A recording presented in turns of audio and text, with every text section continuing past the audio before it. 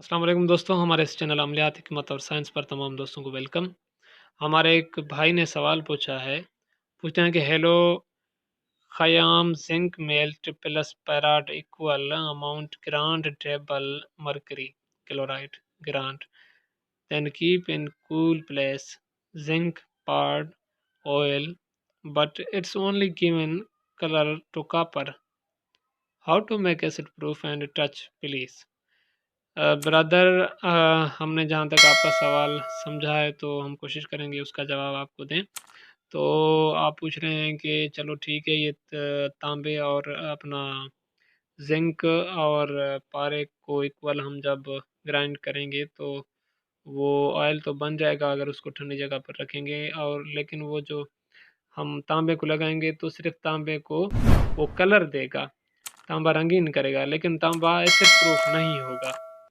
तो तांबा यानी कॉपर एसिड प्रूफ के लिए हमने अपने चैनल पर एक वीडियो पहले से बनाकर अपलोड की हुई है, जिसमें हमने आपको तांबा तेज़ाबी करना सिखाया है।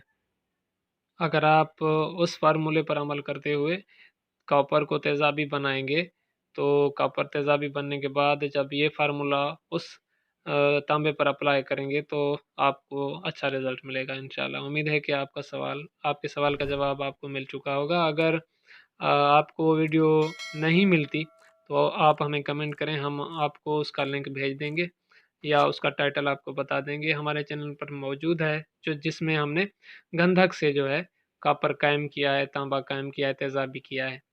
आप वो वीडियो देख लें। Thank you.